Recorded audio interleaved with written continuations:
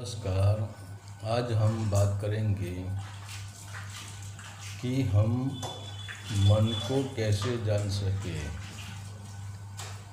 तो हमारा मन क्यों भटक रहा है, हमारा मन क्यों ऊब जाता है, हमारा मन कहीं सही दिशा में क्यों लगता नहीं है। तो इसका कारण क्या है कि हम मन को जानते ही नहीं हैं। तो हम मन को क्यों नहीं जान सकते हैं? हमारा मन विषय वासना के पीछे क्यों भाग रहा है? हमारा मन संसार की चीज़ों पर क्यों भटक रहा है?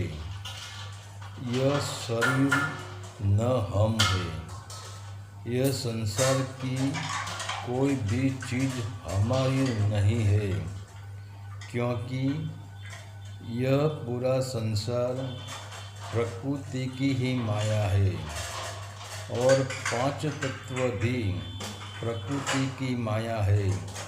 तो जो पांच तत्व से उत्पन्न होता है वह भी पांच तत्व का हिस्सा है और वही पांच तत्व का हिस्सा जुड़ता है।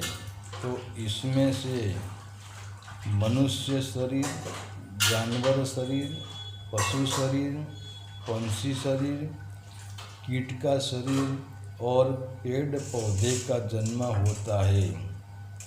और हम जो हमारे जीवन में किसी भी चीज़ का उपयोग करते हैं, चाहे संपत्ति हो, चाहे सोना हो, चाहे हीरा जवाहरात हो, चाहे मकान हो, चाहे गाड़ी हो, चाहे फल फूल हो और अनाज हो, चाहे शरीर हो, तो यह सब प्रकृति का ही हिस्सा है और तुम स्वयं प्रकृति से परे हो। इसीलिए मृत्यु के समय प्रकृति का हिस्सा प्रकृति में छूट जाता है और आत्मा नंगी आई थी और नंगी जाती है।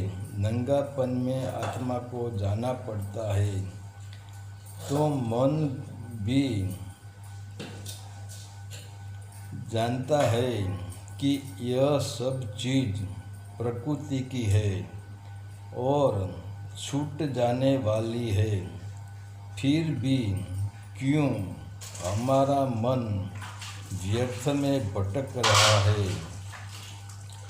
इसका कारण है तो मन का खुराक है आनंद, क्योंकि मन कभी उदासी प्रसन्न नहीं करता है और जब मन उदास होता है तो हमारे पूरे शरीर को उदास कर देता है और हमारे हर कार्य में उदासी भर देता है।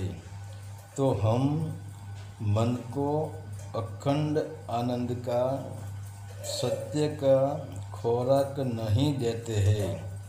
इसीलिए जैसे भूखा कुत्ता घर घर भटकता है, वैसे आनंद का भूखा मन आनंद पाने के लिए भटक रहा है और मन आनंद पाने के लिए हमारी ज्ञानेंद्रियों और कर्मेंद्रियों के पास कुछ भी कर्म करवाता है। तो जब तक मन को आनंद का खुराक नहीं मिलता तब तक मन को वश में करना बहुत कठिन है, क्योंकि मन बाहर जाता है तो वह सब चीज़ों को अपनी मान लेता है। इसीलिए तो मन मैं और मेरा का अहंकार करता है। मतलब हमने मन को जाना ही नहीं है कि इसको क्या ज़रूरत है। तो पहला हमें यह जानना पड़ेगा कि मन क्यों भटक रहा है। वही चीज़ में कहीं आनंद है, वह सब चीज़ में आनंद कैसे ढूंढता है, और आनंद न मिलने से दूसरी चीज़ पे क्यों जाता है। तो हमें पहले मन के खुराक को समझना है, इसे आनंद देना है, मन को खुश रखना है। तो मन क्षणिक आनंद से खुश नहीं होता है, इसको तो अखंड आनंद की ज़रूरत है। तो हमें मन को आनंद सागर की ओर यात्रा करानी है, सत्य में लगाना है, सत्य की यात्रा करानी है, त्रिकुटी में लगाना है। बाहरी यात्रा छुड़वा कर मन को भीतर की यात्रा करवानी है, क्योंकि अखंड आनंद बाहर नहीं है।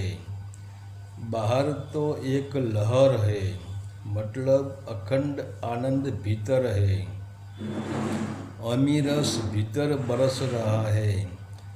तो मन को भीतरी यात्रा में अखंड आनंद की एक छोटी सी झलक मिल गई।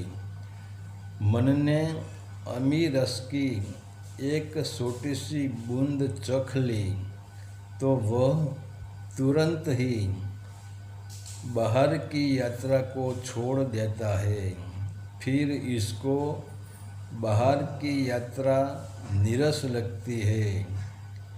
फिर मन नहीं रहता है, और मन खुद ही आनंद स्वरूप बन जाता है।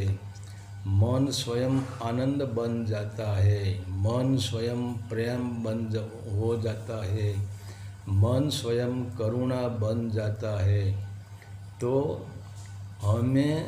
हम लोग क्या करते हैं, हम मन को दबाते हैं, हम मन पे बलात्कार करते हैं। तो मन को दबाना नहीं है, मन पे बलात्कार भी नहीं करना है। सिर्फ हमें मन को जानना है। मान लो आप शाकाहारी है और आपको कोई मांसाहार दे दे, तो क्या आप मांसाहार में आपको आनंद मिलेगा? तो वैसे ही मन का खुराक आनंद है, और वह भी अखंड आनंद है। मन का खुराक ही प्रेम है। तो हमें मन को इसके खुराक को देखना है कि मन को क्या चीज़ भाती है, कैसा खुराक मन को देना है। तो मन को तुम सत्य में लगाओगे, मन को भीतर हम लगाएंगे, तो फिर जब मन अखंड आनंद सागर में डुबकी लगाएगा, अखंड आनंद सागर की एक बूंद भी चख लेगा, तो मन कहीं भी भटकेगा नहीं। हरि ओम तत्सत। आदेश का प्रणाम।